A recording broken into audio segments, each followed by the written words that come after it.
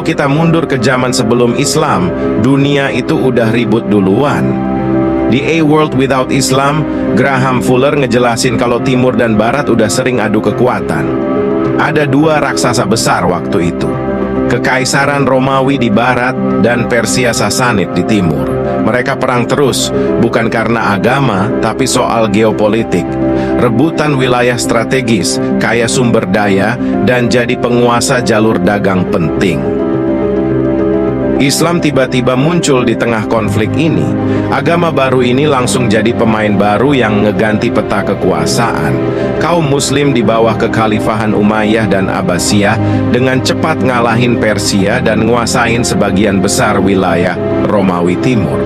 Tapi yang menarik, Fuller bilang, ini bukan perang agama. Islam cuma ngisi kekosongan kekuasaan yang udah ada sejak lama. Selain itu, Islam juga nambah dinamika baru di Timur Tengah. Mereka bukan cuma kuat secara militer, tapi juga membawa budaya, ekonomi, dan ilmu pengetahuan yang bikin kawasan ini makin maju. Kalau Islam nggak ada, kemungkinan konflik tetap jalan. Mungkin Kristen Timur atau Zoroastrianisme yang bakal jadi aktor utama. Kalau selama ini kita sering dengar soal bentrokan antara Islam dan Kristen Barat, ternyata cerita di Timur beda lagi. Islam dan Kristen Timur Ortodoks punya hubungan yang lebih kompleks, campuran antara kerjasama, konflik, dan saling pengaruh. Jadi gini, waktu Islam muncul di abad ke-7, banyak wilayah yang didominasi Kristen Timur, kayak Mesir, Suriah, dan Palestina. Jadi bagian dari kekhalifahan Islam. Tapi uniknya, kaum Muslim nggak langsung menindas orang-orang Kristen di sana. Sebaliknya, mereka ngasih ruang untuk komunitas Kristen hidup sesuai keyakinan mereka, asalkan bayar pajak jizyah. Ini bikin Kristen Timur tetap eksis meskipun wilayahnya dikuasai Muslim. Yang menarik, Kristen Timur juga ikut memengaruhi budaya dan peradaban Islam. Banyak filsuf, ilmuwan, dan penerjemah Kristen yang berkontribusi di era keemasan Islam, terutama dalam menerjemahkan karya-karya Yunani kuno ke bahasa Arab. Jadi, ada semacam hubungan simbiosis di mana kedua budaya ini saling memperkaya satu sama lain.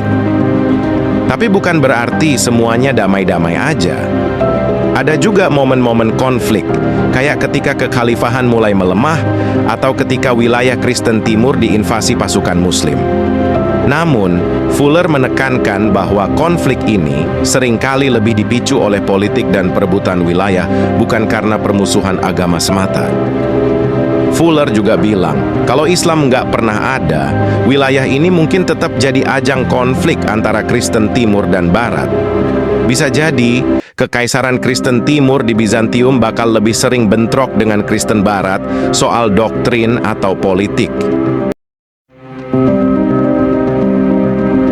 Banyak orang dan nganggap perang salib itu perang agama murni antara Kristen dan Islam. Tapi Fuller bilang jangan ketipu sama bungkus religiusnya. Ini lebih tentang perebutan kekuasaan dan wilayah. Waktu Perang Salib pertama meledak di akhir abad ke-11, Eropa lagi berusaha bangkit dari masa kegelapan. Mereka ngelihat Timur Tengah, khususnya Yerusalem, sebagai simbol agama sekaligus tempat strategis untuk memperluas pengaruh.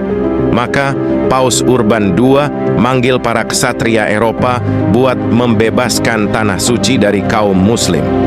Tapi, kenyataannya, agenda politik dan ekonomi gede banget di balik itu semua. Di sisi lain, dunia Islam waktu itu lagi nggak solid.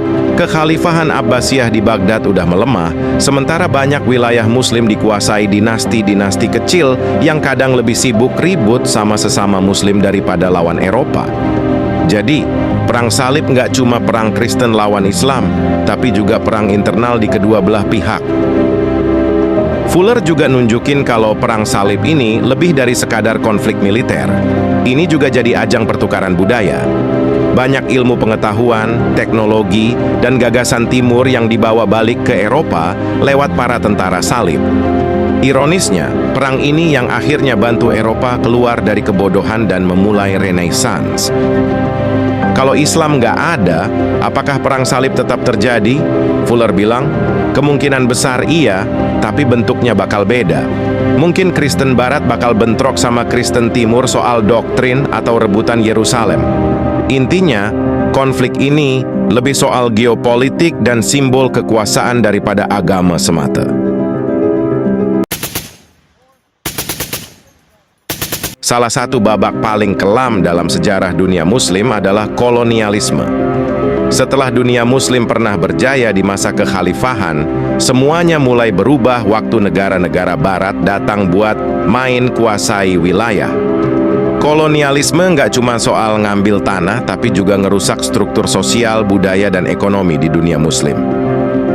Fuller bilang, masalahnya bukan soal Islamnya, tapi soal bagaimana kolonialisme nyerang semua elemen yang bikin dunia Muslim stabil. Negara-negara Barat kayak Inggris, Prancis, dan Belanda masuk ke Timur Tengah, Afrika Utara, dan Asia Selatan, ngambil sumber daya alam, kontrol perdagangan, dan bahkan maksa sistem politik mereka diadopsi di wilayah ini. Hasilnya, kekacauan besar-besaran yang efeknya masih kerasa sampai sekarang. Yang bikin tambah rumit, kolonialisme sering pakai strategi divide and rule alias pecah belah. Mereka memanfaatkan perbedaan etnis, agama, atau sektarian di masyarakat Muslim buat memastikan nggak ada perlawanan yang solid. Ini bikin perpecahan internal yang terus-terusan jadi masalah, bahkan setelah kolonialisme resmi berakhir. Nah, di era modern, Fuller bilang, kolonialisme ninggalin luka yang dalam banget di dunia Muslim. Banyak negara bekas jajahan terjebak dalam krisis politik, ekonomi, dan identitas. Disinilah konsep jihad modern sering muncul, tapi lebih sebagai bentuk perlawanan terhadap penjajahan dan ketidakadilan, bukan semata-mata perang agama. Kalau Islam nggak ada, apakah kolonialisme tetap terjadi? Fuller yakin iya.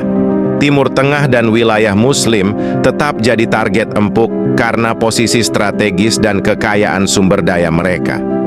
Konflik mungkin bakal didominasi simbol-simbol lain seperti nasionalisme atau etnisitas, tapi perebutan wilayah dan sumber daya tetap jadi intinya. Selanjutnya Fuller ngebahas tentang transformasi konsep jihad dari sesuatu yang spiritual jadi senjata politik. Jihad itu aslinya nggak cuma soal perang. Dalam Islam, jihad berarti berjuang, dan konteksnya bisa luas banget.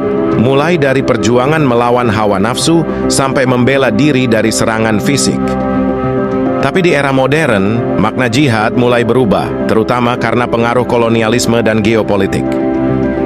Waktu dunia Muslim mulai dijajah negara-negara Barat, jihad sering dijadikan narasi untuk melawan penjajahan.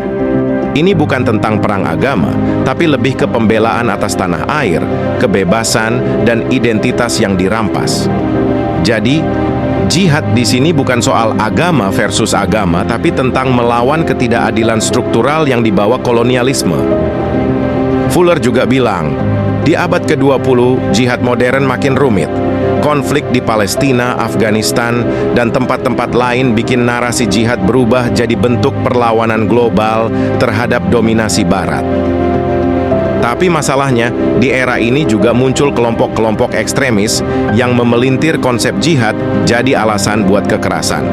Menurut Fuller, ekstremisme ini nggak datang dari Islam itu sendiri, tapi dari kombinasi faktor sosial, politik, dan ekonomi, kayak kemiskinan, marginalisasi, dan intervensi asing.